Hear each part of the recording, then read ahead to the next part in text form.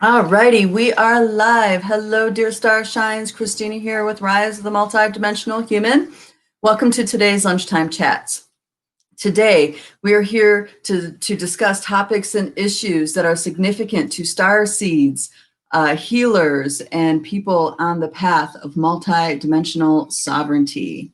And I have a treat for you guys today. I'm going to dive more into the ant people / TIAI connection. And I'm also going to be talking about the polarity game and why we need to not get involved. When I say we, I'm talking about those who are multidimensionals on their path to sovereignty. Because, well, I think you guys can all agree there's some pretty significant stuff going on with the whole debates and all kinds of ridiculousness that has captured the collective conscious energy and whatnot.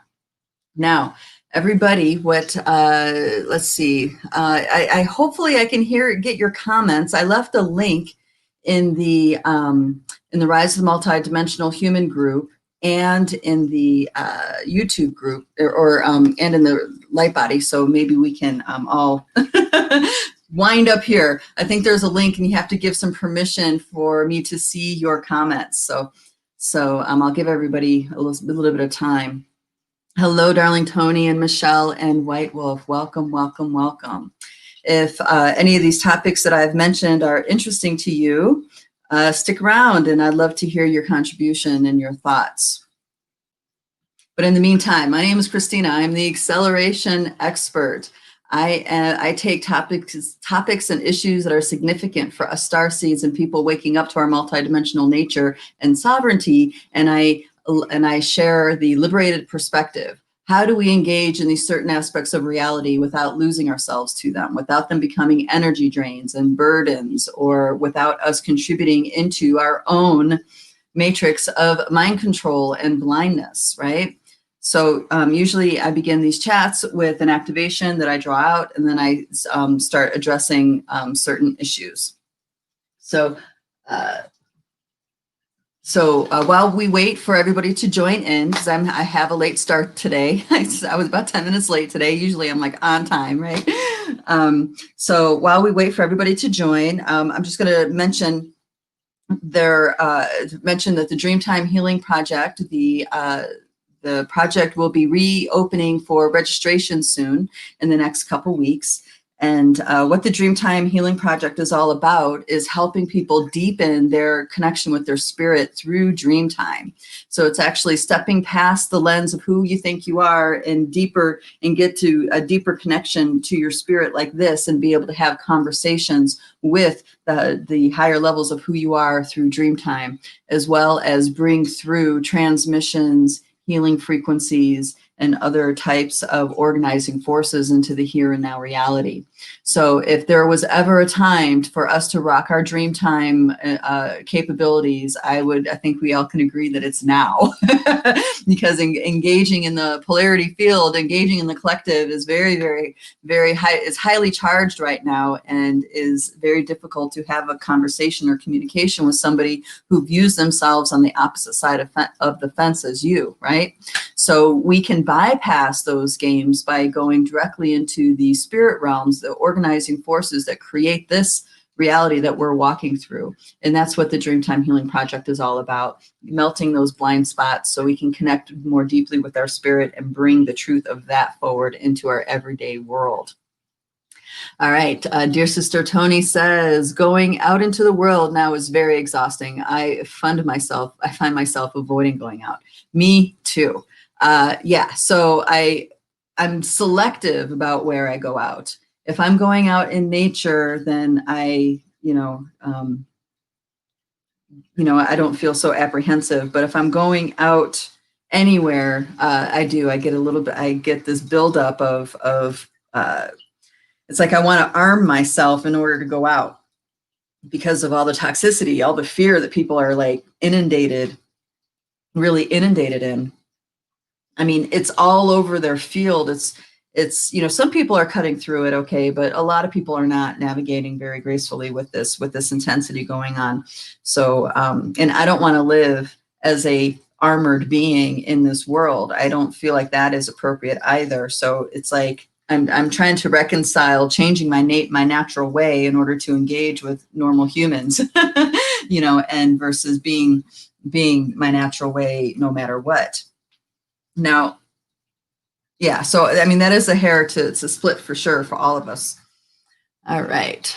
Nature is always welcoming people. Yeah, I know. I get it. I think a lot of people will agree with you, darling.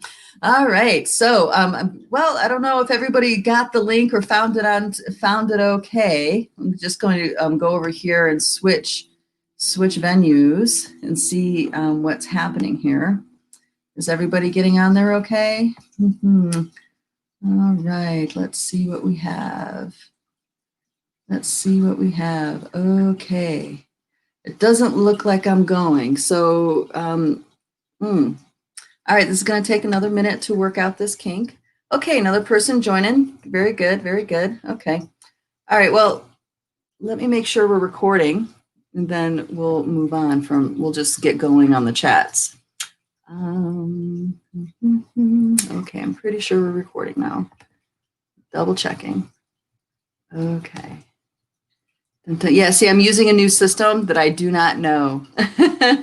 Hello, darling. Greetings, greetings, greetings. All right. I'm going to trust that this is recording. It looks like it is. I hope so. Oh, it looks like Facebook is not happening. Let's go live on Facebook too. There we go. There we go. So we're going to view on Facebook, see how that is. All right. Go back. This content isn't available right now. Well, that's not so great, is it? All right, everybody's just going to have to come over onto YouTube. I beg your pardon for the delay. We'll work these kinks out eventually. And just need to post. Everybody on lunchtime chats is on YouTube. I think my assistant, I don't have her today. Life has gotten busy for a lot of folks. So let's just relax, be patient, and I'll get going here in a minute. I'll get going here in a minute. All right.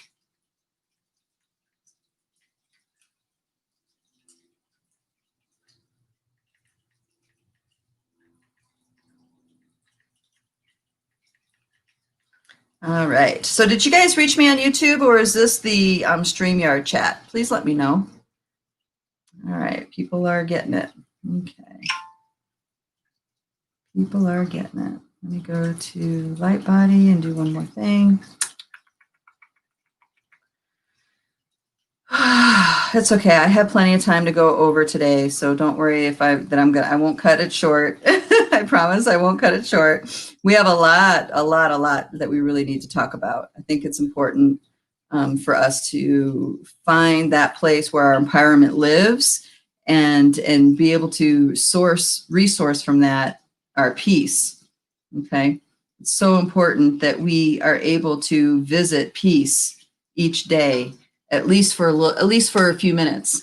You know, let our nervous systems feel peace. Let our bodies go into the sympathetic nervous, the parasympathetic nervous response, was that rest and digest. It is more important than ever that we do that, at least for a couple minutes for ourselves, because this collective stress that's building, impacts our biosuits, impacts our bodies, it impacts our energy. Okay, thank you for that stream. Okay, so you guys are on StreamYard. Great, thank you for that. All right, Laura, hello, welcome. Okay, so it looks like the chats that I'm seeing are the ones on StreamYard. I see a check next to YouTube. Okay, Laura says YouTube is okay. Okay, cool. All right, thank you guys for the feedback and letting me know. There's something weird going on with Facebook. I think I might have gotten put on a list or something because my posts don't post right away. Where's my markers? And I don't know, I feel like I'm getting censored or edited or something. Because it'll take a long time for a post of mine to post. All right, let's circle back around. What are we talking about today? Today, we are talking about sympathetic resonance in relationship to ant people consciousness and the ancient beings that were here on this planet long before human life, and why is that significant for us in the here and now. We're also going to be talking about the polarity games and why it's not in our best interest to get involved right now. We can watch, we can witness, but to not get, it's very, very rewarding and beneficial for us to not get involved right now. And that includes the arguments on Facebook, the this and the that, the disagreements and the, you know, this is all fanning flames. This whole thing is fanning flames so beings can feed and have food, right? You guys are making yourselves food by engaging. So I'm going to talk more about that. But first, let's go ahead and activate the dimensions so we can talk about these pieces on another level. All right, so I'm going to use purple. I like purple better today. Hello, darlings. Welcome, welcome, welcome. All right, so I'm going to go ahead and start with the axis. This is the intent, your soul's intention for being here now on this planet with the beings that you're here with the collective beings that you're here with. My light's not so great. Here, I'm going to move my light a little bit. Is that a little bit better? Aha, my lamp. Here we go. All right, so this is the original intent of your separation from source and manifesting yourself as an individuation. Now, this is separating from source from anywhere within this Milky Way galaxy. Of course, there's a universal mind that's much bigger, but that is not default to every human being to have access beyond the Milky Way galaxy. This axis that I'm drawing right here is specific to the human body and specific to things that are hardwired that every single human has access to, because it comes default with a biosuit. Okay, so we have our perception of separating from source, and in the separation from source, we have an intent, a soul song, a frequency that we are a waveform separating out of source, and that separation comes with a thought. That thought is what drives or what pushes out that frequency from source. If the thought was one that of benevolence, okay, then that becomes the undercurrent theme throughout your soul's journey, the core thread of your soul's journey. This is why some people maybe feel like they're angels, or you may look at somebody and feel like they're an angel or a light being of some sort or an ascended master or whatever, okay? That's because upon separation from source, that was the thread light, that was the core thread of their frequency, and they continue down the dimensional ladder in their individuation from there. So we have the center of the Milky Way galaxy right here.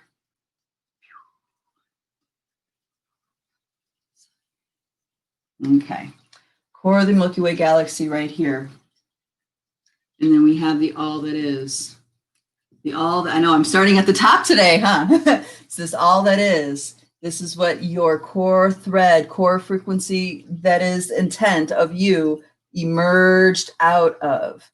In Vedic scripture, we have description of beings like Kali Ma springing out of the head of Shiva, Shiva being the prime creator being. So the function of Kali Ma, that thought form that is the being known as Kali Ma, that has her nature and does what she does, it literally springs out of the mind of God, mind of all that is, and has her nature and continues her descent through the dimensions. Okay, so we are no different than that. Okay, so we sprung out of the mind of Creator with an intent, with a soul song. And that's our frequency, our core frequency. And then from that core frequency, the sound wave, it created our light body. Our light body that is an organizing force for all these other lower realities. So the sound frequency that is our soul song, it becomes, as we go through density into individuation, that soul song creates a light map, a light body, a blueprint for our unfoldment for the rest of our exploration into individuation. We're still outside of time and space at this point. Okay, so we have our sound coming through the dimensions and creating a blueprint. And from that blueprint, let's say this is the blueprint. From that blueprint, we have individuations, which is what we perceive as the soul's journey. And this is where we start looking at things as through a progression of time, a soul's journey. Okay, and in a human body, looking at the soul's journey, it is something that feels like it's in the past, or maybe something in the future, or multiple timelines of something that is outside of the now. That's the perception of the soul's journey. And this is what we call the Akasha, the Akashic records, okay? So if we went from a light body like this that was not experiencing time, there's just an isness with that, and then we went down, ratcheted down a dimension into the soul's journey. Now every line, every plane, let's say, of this light body, every plane of this light body represents a potential for the soul to explore as an individuation. So you have individuation timelines coming off like this, okay? And then you have them coming off like this, right? You guys get me? You see what's happening here? So these are planes. These are planes in the blueprint that spawn a soul's journey. And depending on your blueprint, that's the shape, the dimension, the frequency of your soul's journey, okay? Now, this is important when it comes to later in the discussion, when we start reclaiming different aspects of ourselves. We start going back into source, reclaiming aspects of ourselves, adding to our tone, changing our light body. Because what will happen is that the light body, the blueprint that started off like this, will start doing things like this, and you'll start having dimensions getting added onto your blueprint, and therefore other potentials for the soul's journey. Now the trip is that it's all happening simultaneously. So you heal something in your light body, you instantly have access to the additional soul's journey experiences that come along with this shift in the blueprint. Isn't that cool? Okay. All right. Good. I'm glad that we can start up here in this conversation. This will make everything else so much easier. Okay. So the sound through sympathetic resonance creates the shape. The shape, which is the blueprint, as it comes through the individuations, turns into what we perceive as the soul's journey and the Akasha. From the Akasha, you can have many different incarnational experiences still throughout the galaxy, throughout the universe, right? Multiverse. But as soon as you go ratchet down the next level from the Akasha into the collective plane, this is where you're going specifically into a human experience in a biosuit on this planet. So from here to here, you are crossing a veil into linear existence, okay? From here to here, you're crossing a veil from circular abstract to linear, like this, okay? And 4D, as Einstein theorized, 4D is linear time. It's organic linear time. Now, there's lots of false constructs added on top of our time, which is how we measure time with different constructs. And the sympathetic resonance of those constructs do have an influence in our life in how we operate in the world and organize things. But the foundation of all those constructs is an organic progression of time, the 4D field. The other thing about this 4D field, this veil, okay, that we just crossed, we are now going into the realm of emotions, mental energy, grid work of consciousness, stuff like this. And so there's matrices that also get expressed up here too, but 4D is very specific in its matrices in that it creates density, it creates definition, it refines, it defines, okay? It does things like this, that kind of grid work. So, so there's a huge activity going on in this 4D field that has so much of the human's attention that they don't even pause for peace or quiet, right? They have difficulty just pausing for peace or quiet, because if they did, they would start to open up to who they are on these other levels and realize that reality is not what they think it is. You would, once you wake up to these other levels, you realize the reality that you're walking is a construct. It's not even true. It's not even real. It's something that is man-made. It's made up. It's quite literally made up. Like someone invented it and a bunch of people said yes and went along. Therefore it is, you see? So the 4D constructs have a lot of invented things within it that takes our attention, our effort, our will, all that stuff, okay? So in the descent through the dimensions, as you descend into individuation more, you go into the collective field, which is story of the planet, story of humans, all the records that are in the etheric fields of this planet, and then you come down into density even more by receiving a body, a biosuit. Now, once you have to have a biosuit in order to experience 3D. You have to have a biosuit in order to experience 3D. Once you leave the biosuit and you're back to being energy, you cannot engage in the 3D world in the same way as you did before. In fact, the 3D world doesn't even look like it did when you were in a body.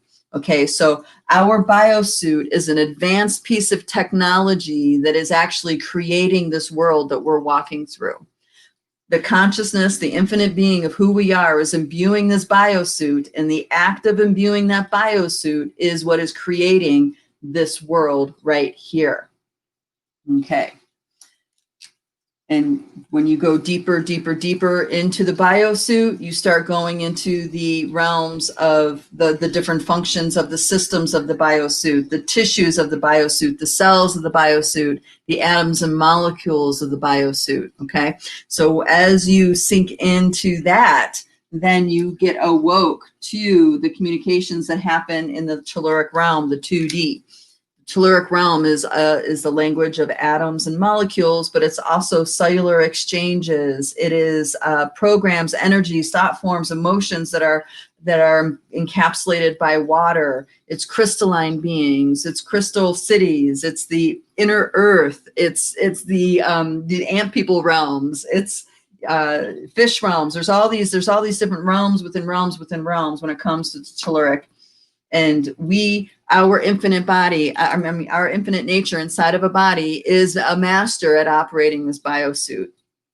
Therefore, that's, we don't need to, we have all these autonomic aspects to our system. We don't have to think about blinking our eyes or healing a cut or having our heartbeat. It's all the energy, the biosuit operates and does all of this on its own. It's not to say that we can't gain conscious command of those systems, because we absolutely can, but it's not necessary. It's not part of the training that has to happen in order to be a sufficient operator of the biosuit.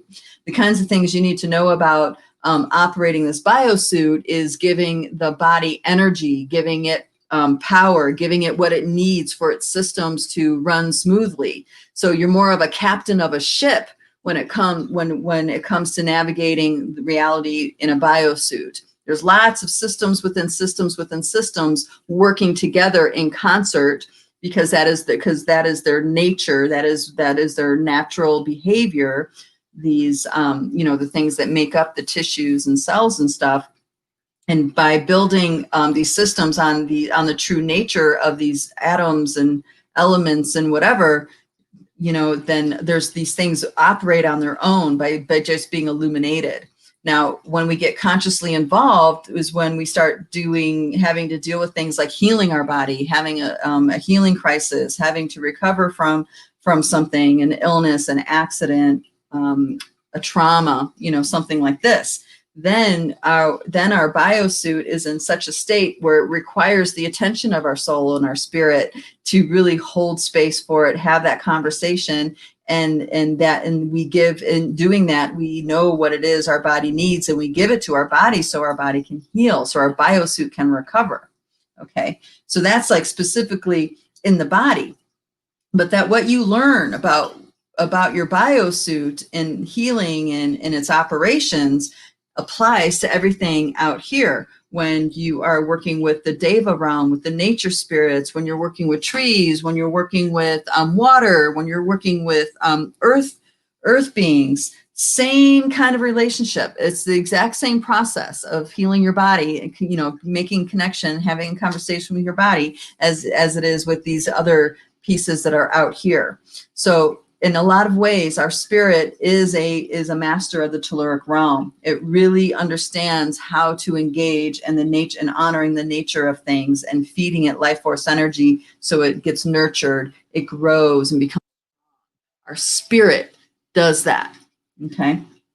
And then after deeper in past the telluric realm, if you were to give this a location that's outside of the body, everything underneath the crust of the earth, as you go deep, deep, deep through the realms within realms within realms under the crust of the earth, you eventually reach another place where there's dolphin realms and other kinds of oceanic life and dream time, holding a space, holding a veil together.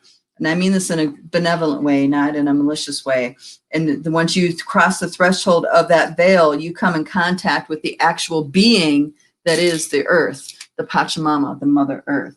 And that being, having contact with the multidimensional being that is this planet, is quite literally a religious experience. You wake up to love that love on a level that you've never known before until that initiation happens. And that's the Pachamama. That's the first D, the 1D. Now this consciousness that is the Pachamama, that is the love songs of the universe, exists within our biosuit as well. You don't have to travel astrally or energetically to connect with the core of the earth to have a deep connection with the Pachamama, with the universal love songs. You can simply breathe, focus inside of the body on the rhythms, on your heartbeat, and use that heartbeat to tune your nervous system, to slow everything down, bring everything in. And then you can, like tuning a radio, reach this place where you can just turn on the love songs of the universe. I like to do it from the base of the perineum. And once those love songs, the door gets open to them, then I can feel the love of the mother all through my body. Okay. You can do this too, all through your body. It's a matter of shifting your awareness. You don't need to go anywhere. You don't need to lose energy. You don't need to do anything other than shift. Okay, what you're tuned into inside. Now you can tune into different things inside. You can tune into the waters of your body. You can tune into the kidney chi of your body. You can tune into your heartbeat. You can tune into other subtle rhythms within the body. There's lots and lots and lots of rhythms within rhythms within rhythms of the body, and all of them have a deep wisdom within them when you listen. By you simply paying attention to the rhythm and listening, your body is responding, your body's shifting, you're reminding your body, its cells, its tissue, its orientation, okay? Because right now, how a lot of people are walking around in the world is that there's all this bombardment from the outside world, and that is informing them of their reality. Okay, and that's totally backwards to how we are built. We are built to be tuned in this way, and by changing things on this level, we watch the shift happen out here. Okay, and this is where we really need to understand sympathetic resonance and how it works, how we feel it to be. Okay, sympathetic resonance is when two different things start resonating with the same frequency. So when you have, when you have a singer that sings a certain note with the glass and the glass shatters, it's the sympathetic without touching the glass, right? Without, doing anything to make it shatter physically. All right, they're using the sympathetic resonance of the tone of the sound to vibrate the glass to the point of shattering. Okay. Now, Cymatics is a amazing body of work. You can just Google that or YouTube that, and there's all kinds of videos of people doing different studies of how cymatics affects matter. Okay, how sound affects matter. There's a really cool DJ that put forward. He used sound to manipulate flames. So you actually influence the shape of the flames with the music, with the bass that he's playing in his riffs and stuff like this. So there's lots and lots of ways to use sound to manipulate matter. Now, that's manipulation, but there's also resonance, as in emotional resonance, mental resonance, belief systems resonance, that kind of thing. And that also affects matter. Okay, but we are biosuits, right? We have to be paying attention to notice the sympathetic resonance. If we're just off in our thoughts and it's all about what we think of, how we think about the world, we're not paying attention to the sensations in our body that's indicating a sympathetic resonance or not. So you can use sympathetic resonance to activate people. You can activate DNA with sympathetic resonance. You can you can support the body in a way for healing to happen by sympathetic resonance. You can expand someone's consciousness through using sympathetic resonance. Okay, you can also psychically attack somebody with sympathetic resonance. Same mechanism, just different intent. You guys know what I mean with that? So the sympathetic resonance is really important because that it's important that we become aware of it, how it works with our system, so we don't get hijacked. So our systems don't get hijacked by the outside world that is currently going mad right now.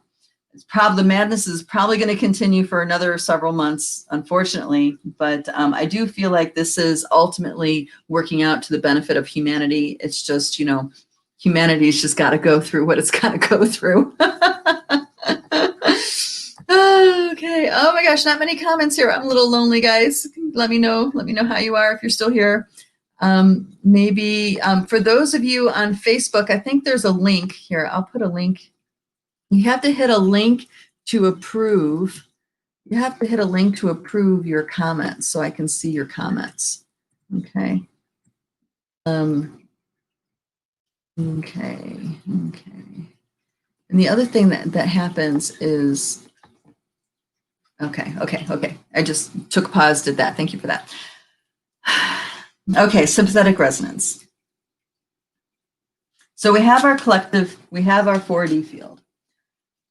All these aspects up here from 6D up, these are, beyond linear time and beyond organic circular time. There's an isness quality to these pieces. There's consciousness, but it's not framed up by an individuation. It's still very connected to the one, the all that is. Okay. But as you come through that blueprint and start exploring the blueprint with your free will, creating the soul's journey, that creates more and more experiences of individuations. So when you go from the circular time into linear time, there's this really thick veil. There's a really thick veil between those two realities right now on this planet. Now, it's a thick veil on this planet, but more accurately, it's a thick veil within humanity. It's a thick veil within our biosuits, because our biosuits, through sympathetic resonance, have the DNA sequences that allow us to see past this veil was literally shut down. It was sabotaged on purpose, right? Because that was part of the collective experience. We wanted to experience separation, and we got that. That's exactly what happened. We got to experience separation. Now, some levels, the level of separation was definitely taken to a whole nother place, right? So we've learned a lot in our exploration of separation. But right now, where we are on the planet, where we are in the solar ring and in the universe and the here and now, we are on a planet that is going back into oneness. It's reconsolidating itself. Pachamama, Mother Earth, is quite literally has chosen to ascend to a next level of existence. And that means all life that is upon her is along for the ride. And we're along for a ride because we said yes to it. Okay, we said yes to the Pachamama in her dream, in her reality that was unfolding, her call. Our soul said yes to that, and therefore that's a sacred agreement between us and the Pachamama. We made a sacred agreement with the earth to be here during this process, okay? And for many beings really consider it a massive honor to be on this planet during this process. Because usually when a being advances from one level of existence to the next level of existence, sorry, there's limitation in wording here, you know, usually the life gets wiped out and then gets reseeded from the next level of existence. But that's not what's happening here. All life is staying and transitioning and being in a body while we go to this next level of existence, okay? So the next level that the Pachamama is taking us to is without this veil. This veil will not be here. But the thing is, we have so much invested in the stories of this veil, humans are hanging on to it, okay? And the kinds of things that we do that hang on to it is highly emotionally charged stories of blame, okay? Highly emotionally charged stories of powerlessness, of abuse, of, fear-mongering, all this stuff that we really we strongly push and hold on to with our emotions, consciously and subconsciously. That is us actually holding the construct together in this linear time and space. But really on these other levels, it's not held together anymore like that. It's just us. It's just the humans in the biosuits that are invested in hanging on. And this is partially why the political game right now is so highly toxic, because it is, we vibrationally are physically and spiritually, our vibration on this planet is going through these massive changes. And then we have these wrenching storylines that are total lies, by the way, but we have these wrenching storylines that twist our guts, make us upset. And it's quite literally pulling us, energetically pulling us like this, like part of us is going this way. And the other part is gripped by this old storyline that can't follow us. It can't go into where we're going. Okay, so it causes physical pain, it causes exhaustion, it causes disorientation, it causes extreme anxiety. There's lots of ways that this can manifest in the physical, and this process manifests in our physical being. So when we are, gripped emotionally or gripped by our thoughts, that is us draining life force energy, draining ourselves, our chi to the 4D field. Now, so much of humanity is so easily drainable, let's say. There are lots of beings that have been feeding off of humanity in this 4D field, okay? So those beings are also working overtime because their food supply is getting less and less and less, and they're getting desperate. So any button that they know works, they're tap dancing on that, they're tap dancing on that button, because every time they do, a whole bunch of humanity has these giant emotional mental responses and starts going crazy on each other, and they're losing energy left and right. And it's like a smorgasbord, they're just taking it in. And some people have been giving their life force energy to these constructs in the 4D field. They actually have things inside their body so they can be more easily fed upon. Okay. So all of you guys, this is why I don't want political rhetoric posted in this group, because it's just opening you up for food. It's opening you up to the strife, the contract, or the strife, the battle, the powerlessness, the power over dynamic of conquering, of winning, and being right, and you're wrong, and la la la la la. Okay, very highly emotionally charged topics. And when you're involved in that, you're food. You're not empowered, you're food. So that's why I don't want this in the group. I don't want to put things on this wall that encourages people to give up their sovereignty and continue to be food. We're much bigger and better than that. Okay? Welcome. Okay, a few people are just now figuring this out. Welcome. All right. Hi, Tony. Thank you for your response. And Polly, I'm glad you made it, dear. This is a new system. We'll figure it out. All right. So don't be food.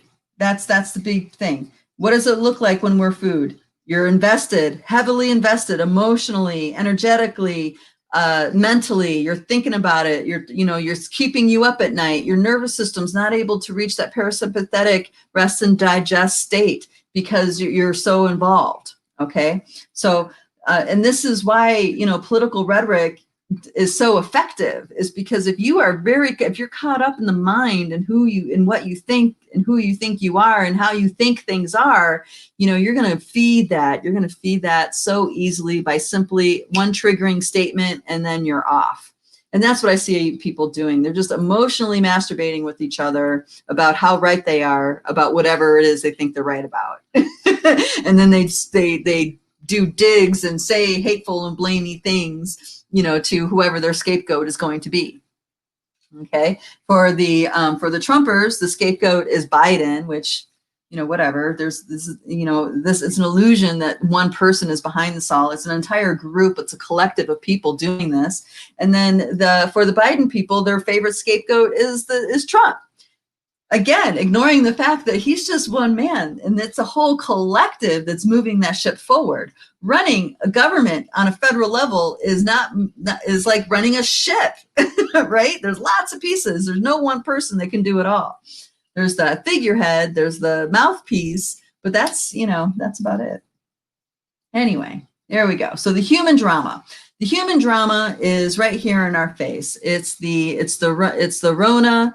It's the Rona reaction response. It's the political reaction response. It's the ecological reaction response, because we're having awful disasters happening ecologically. The wildlife on this planet is checking out big time. They're leaving in droves, right? So the 3D, 4D is where we see this happening. Now, what we need to remember is that there's all these other aspects of who we are, where we're pretty masterful at these levels, right? All these other levels of who we are that are an organizing force to what we're seeing right here. So the political game, the ecological game, all these different conflicts and stuff, this is happening, and we're invested because it's alive right here. Now, the alive right here very often, not always, but often, is somewhere in the soul's journey. You've agreed over and over and over and over and over again to give your power to these dynamics. Therefore, it's here right now. Okay, so the outer nesting doll, say the outer nesting doll is the 90, and then you have the 8, and then you have the 7, the 6, the 5, the 4. Okay, these outer nesting dolls are organizing forces for everything that's going on right here, and vice versa. So the organizing force goes in this way, and then the organizing force goes out that way. Okay, so it goes in and it goes out. It goes in, it goes out. So the data set, the experience, you're coming in. You're feeling it, tasting it, knowing it through all that your biosuit offers you. It's landing somewhere, and then a wave of creation comes out from you. Okay, so if something comes in and it triggers a wound on the 5D level, right? If you're aware of that, great. If not, most people aren't. It triggers something on a 5D level. There's a deep level of despair, depending on how willing you are to be with yourself in that pain, right? You're going to have a story on why you feel despair, and then that story is going to ripple effect out into your outer reality, and that is what you're going to experience. Okay, so it's coming in, you give it a story, there's emotions, there's this, there's that, and then the creation, the response of that comes out like this. Now, if everything that comes in reaches the core light of who you are and experiences peace, acceptance, more expanded knowing, then that is what's going to ripple out. Okay. But if what is coming in, what's rippling in, hits judgment, blame, pain, despair, panic, then that's what's going to ripple out. Just like that. So you unhook yourself from being invested in these stories and get to the bottom, get to the core of why those stories are there and why you're invested. And that's when you're stepping beyond the linear and you're going into more of an infinite infinite address to what's going on. So you get past the who you think you are stories of the 4 or 5 of the 4D and start going into the soul level identity of who you think you are in a soul. Now the veils are lifting so much on this planet, it's astounding. So where this earth is in the next level of evolution that she's chose to experience, okay, where she is in that choice is something that is freeing us on such a massive level. All of the agreements, all of the constructs of our soul's journey that brought us to the frequency of the old earth, that made us a sympathetic frequency match for those experiences, all that's getting blown out of the water as she shifts into this next level of existence. Okay, so by us here, we're consciously going through that journey. A lot of humans are not consciously going through that journey. That is their choice. We here we are choosing to consciously go through that journey. And that's why we need to know these kinds of things, so we can have a clear perspective to make our choices. Because in our choices, in the moment, that's how we're navigating. All right. So in this 5D field, in this Akashic record field, in the old paradigm, we would maybe get to some lifetimes that are beyond the human experience, but predominantly they would be in the human experience. But nowadays, when you go into someone's Akasha, there's this massive, let's say, additional buildings of the temple of the Akasha that's now there for us to shake loose and clean constructs out of. So a lot now, when I go into the Akasha for a lot of people, I'm completely bypassing the human experience. I'm going way, way back to Orion and beyond, and even lifetimes that are beyond this Milky Way galaxy, because that's how non-existent the veils of separation have become on these levels. Okay, so liberation has already happened. Humanity is just now waking up to it. Okay, there's individual humans that have woke to it, right? But we need a collective awakening to it, so we can start creating collective systems that are in harmony with that. And that takes me to the next piece, is about the ant people. Okay, so I talked about the different layers of sovereignty a being needs to face and make choices in order to transcend the whole AI-TI game, right? AI being artificial intelligence and TI being technical intelligence. Now, AI is what humans are referring to as malicious type entities, okay? And there's this other term called TI that I like to use, which is technical intelligence. So technical intelligence, just by hearing the term, feels very differently than artificial intelligence. Would you agree? Okay. The reason why is because the AI, the connotation that comes with AI is indicating something as being artificial, as in not real, or an abomination to nature, or against life in some way. Okay, something that's not harmonic with life. But the technical intelligence, perhaps it doesn't feel quite like that. And what we need to recognize is that through our soul's journey, throughout the Milky Way galaxy, we have had lots and lots of experiences with AI and TI, okay? We have had lots of experiences. The entire Orion War was fought over the AI-TI dilemma, okay? And this was advancing consciousness through organic, natural means versus evolving consciousness through technology, the use of cyborgs, the use of AI entities, stuff like this. Now, here on this planet, you might think here on this planet that that's awfully sci-fi and that's way down the road for that to be in our face, but it's not. And if you just think about, if you just think about when you go out into the world, how many times you interface with the computer to do anything. You interface with the computer to check your bank balances. Sometimes people drive up. That's a very old school way, but usually you do it on your phone or something like this. You have AI entities approving your card for you to get gas, for you to buy groceries, for you to buy clothes, to send your kids to college, okay, to pay for school, to pay for, well, and pretty much anything that you need to pay for involves some sort of AI entity approval, okay? Now people are imagining these things are very compartmentalized, and there's this system and that system, and they're separate. But I'm telling you, they're not. They're all connected through a massive network, which we call the internet. Now, this network works for us, but it also works for anything else that has a technical intelligence. So you can have an ET, technical intelligence, come to this planet and then have immediate access to our AI entity that runs our world financially and whatnot. You guys see what I mean? Okay, so and the key for humans to step out of the sympathetic resonance that allows control systems like that is to address our connections with the ant people, to address the matrices, the consciousness grid that is in the foundations of all the consciousness grids of this planet.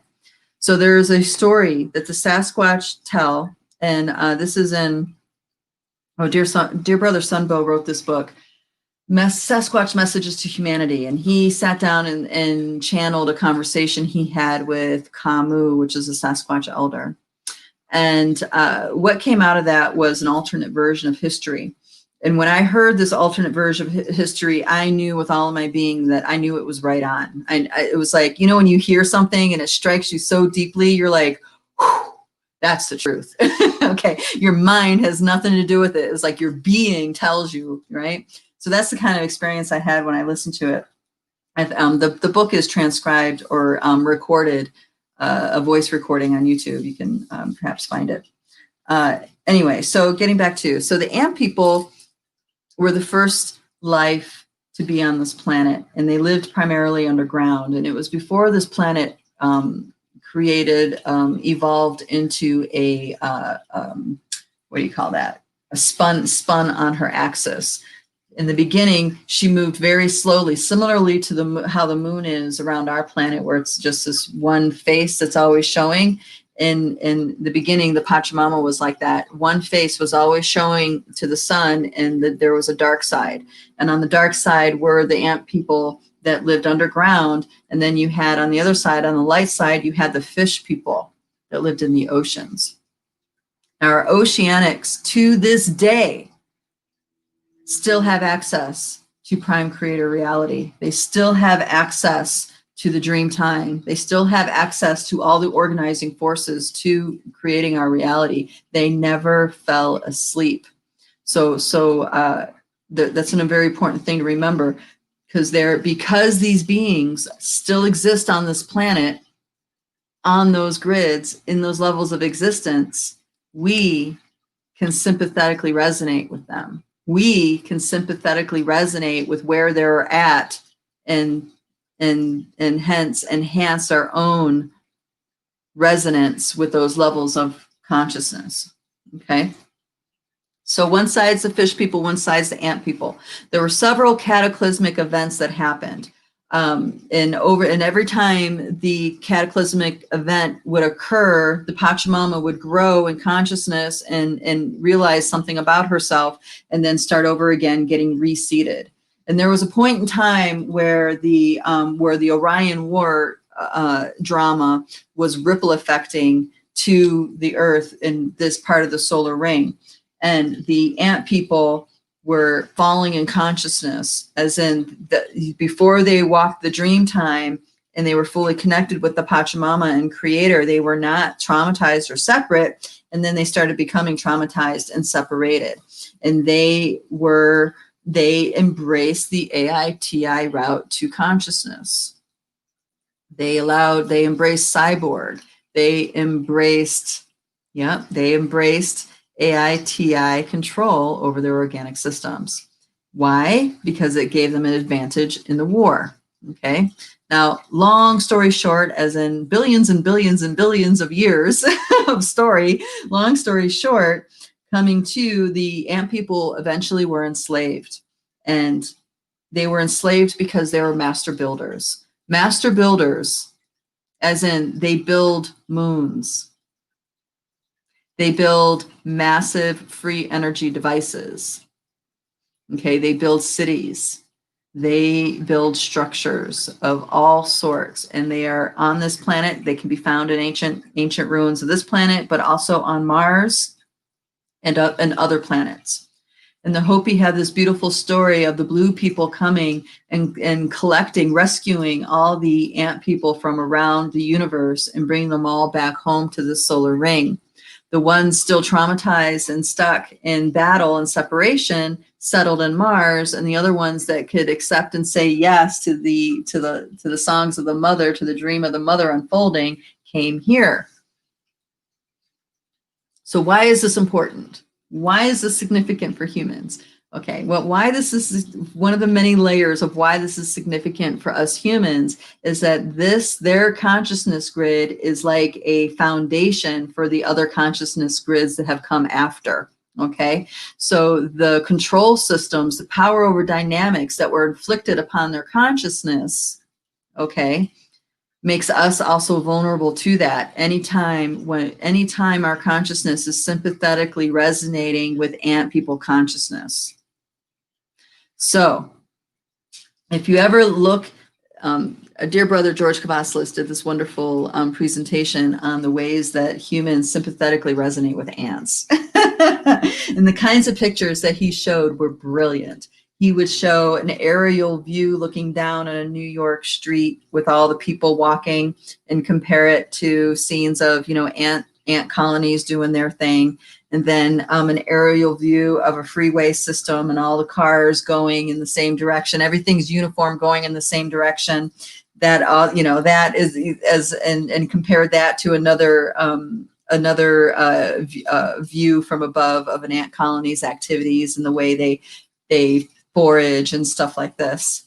Now, you may say, like, so what? I mean, that's just what happens when you get a lot of people together, and that's how, when you have a lot of people that move in the same direction, that's what it looks like. Okay, yes, right, that's true. But what's happening here is that we are also grooving these pathways, and in the similar movement, in the similar shape, we now become sympathetically resonating with ant consciousness. Okay, we become sympathetically resonant with another grid that holds similar movement. Okay, now sympathetic resonance, remember, can be used to heal, or it can be used to harm.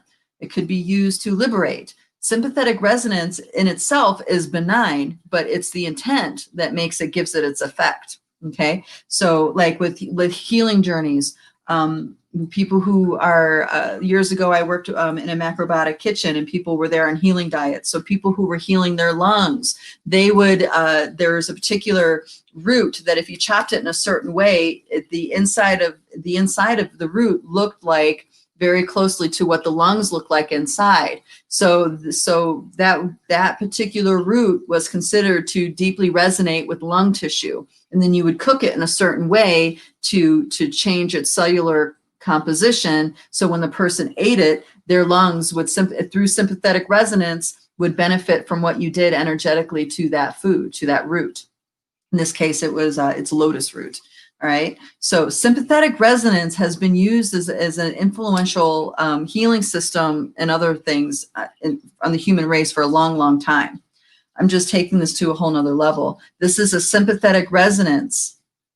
What happens is that sympathetic resonance has power over you until you become aware of it. Once you become aware of a sympathetic resonance that's subconsciously influencing your trajectory or influencing your here and now experience, then once you're aware of it, you can now make a different choice. You can be like, oh, okay, I don't want to deepen in that resonance. That's not really where my spirit wants to go.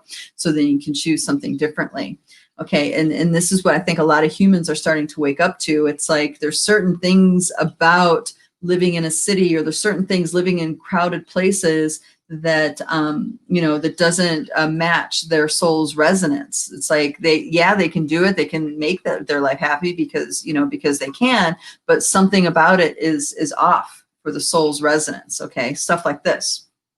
So what's happening to humanity right now is that there's control systems that they are in sympathetic resonance with. They don't realize that's making them vulnerable to different kinds of AI/TI mind control and influence on their reality. So you sympathetically resonate with the ant people with, say that you drive freeways to work, and the way those freeways are shaped have a resonance with some sort of level of ant consciousness in an ancient city somewhere, maybe.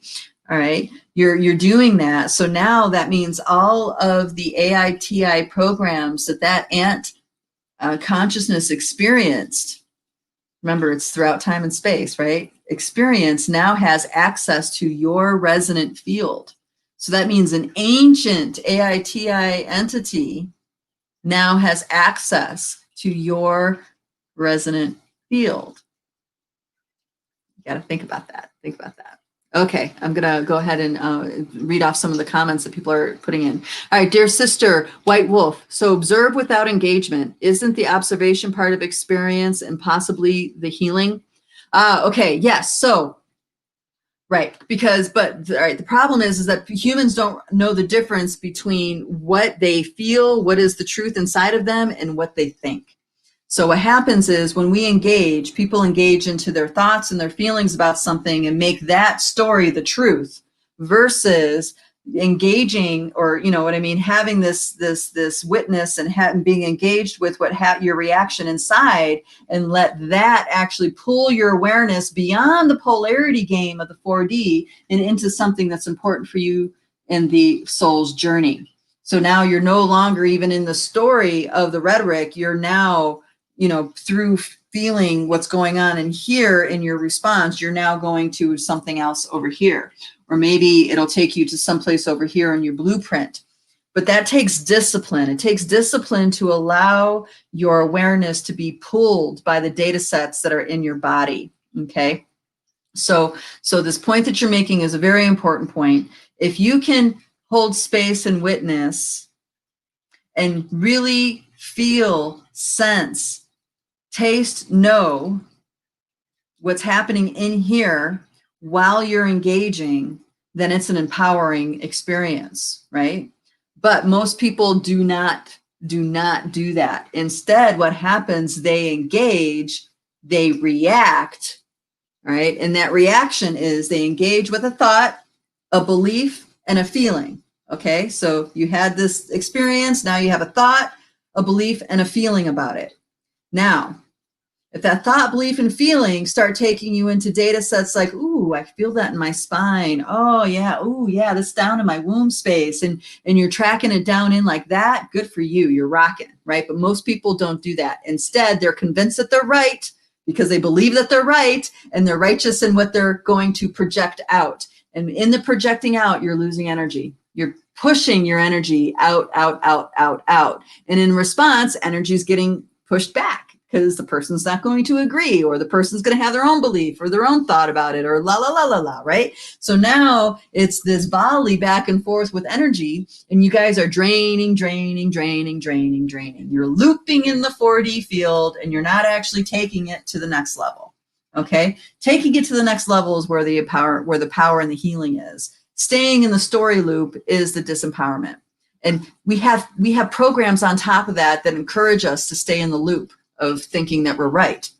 And because we're right, we're justified in holding our hard stance about this, right? That's how the 4D engagement works. All right, hopefully I answered that clearly, darling. Let me know if I left a piece out there. All right, dear sister Michelle, so being the constant observer and meeting everything with compassion and love alchemizes it. Right, your presence. Yes, your presence.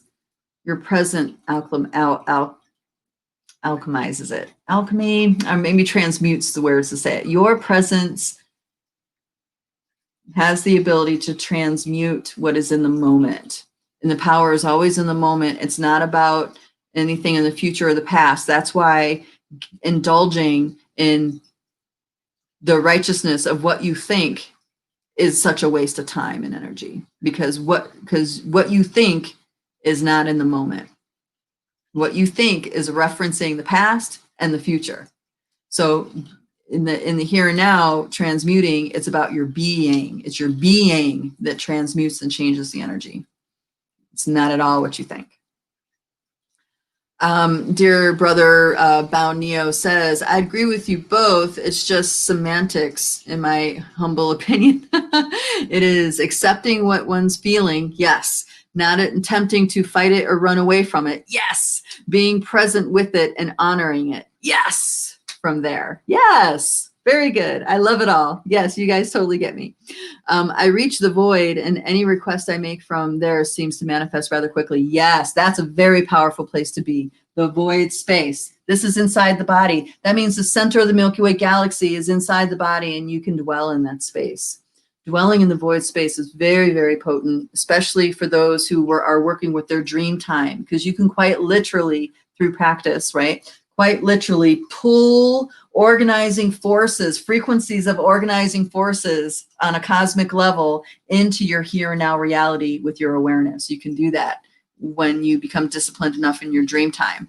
And the dream time, what happens is that people get caught in the psychology of the dream. They want to get into the why, they want to get into this meaning and that meaning, and they're so involved in what they think about the dream, they completely miss the mystery that's on the other side of the veil of the dream.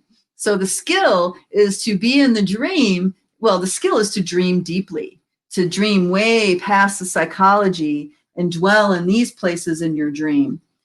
Okay. And when you can dwell in these places of your dream, you are doing something. You have access to really powerful, powerful organizing forces, and you can and will definitely change your life.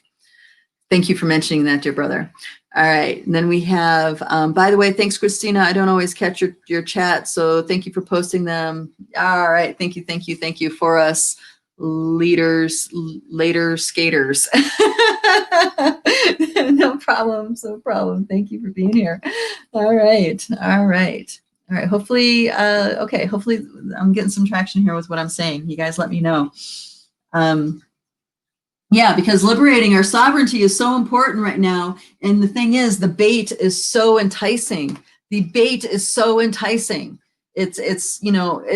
I mean, I get involved in it sometimes too. I'll just see something and I'm like, why are they doing that? And I'll just say something and then I'll turn into like this big explosion, right?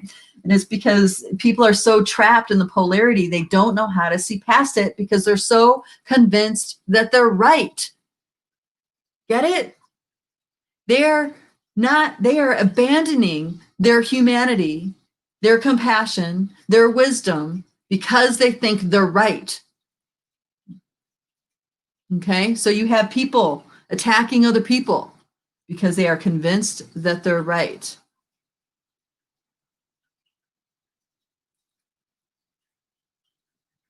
John Lennon was way ahead of his time with that song Imagine.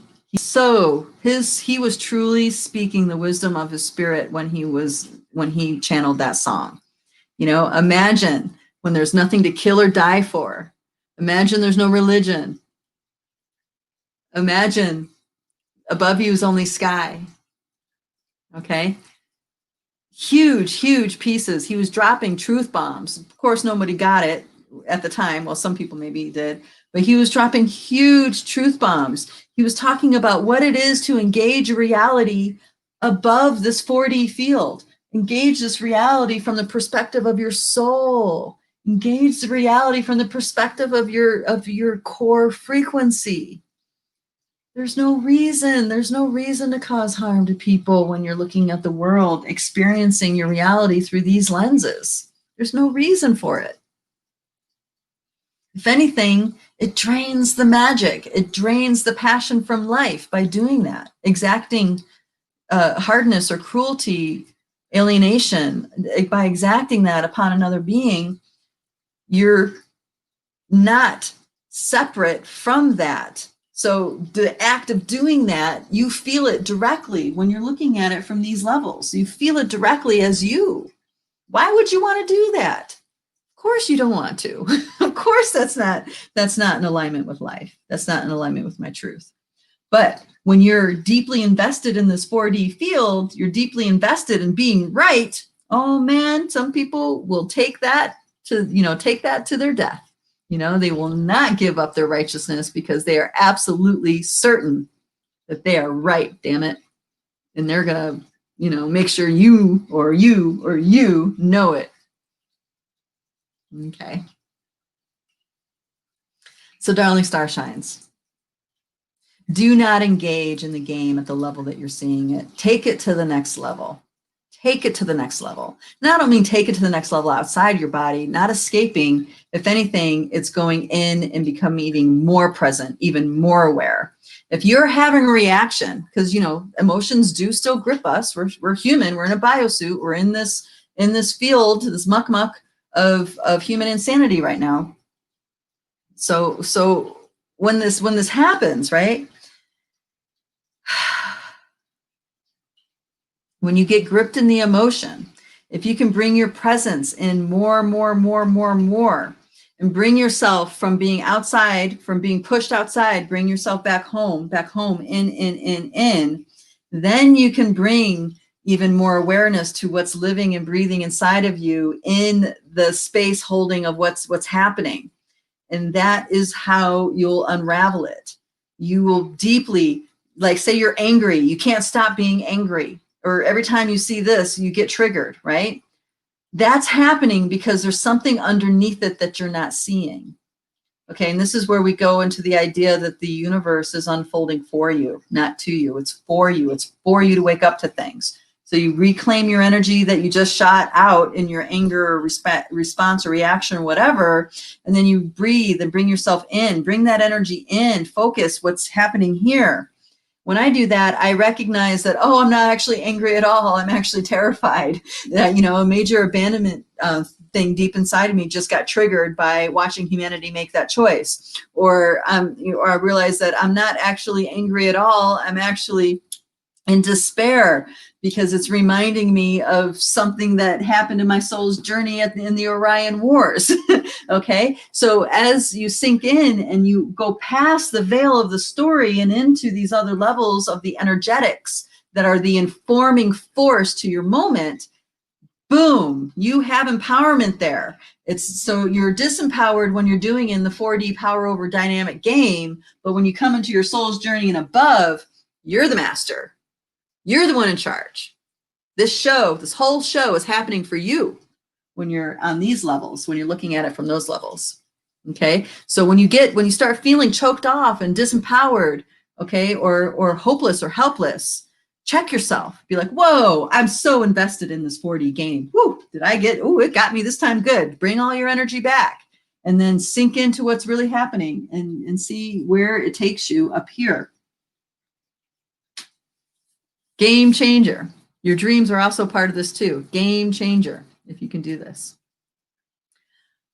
All right, darlings. Thank you so much for being here. Again, I want to let you guys know that this streaming is going to keep on going or I'll be doing this regularly on YouTube and in the Rise group if I can get it to work. I might just abandon Facebook altogether if I keep having problems. But remember to check back. And if you want to be a part of this conversation, or if you want to add some topics that you would like me to talk about, you can email them to me or message me through YouTube, Facebook, or whatever. And then, I can weave that into the conversation. And in a couple weeks, the Dreamtime Healing Project will be open again. So be sure to check back to lightbodyacademy.com for when that's back up. And I would love to work with you guys in Dreamtime. Now's the time for us to step up into our being, into our sovereignty, so we can make the choices that we need to make that are part of what needs to happen to change this world, to change the reality humanity is walking through. It starts with us. Thank you, everybody. I'll see you guys next time. Bye-bye.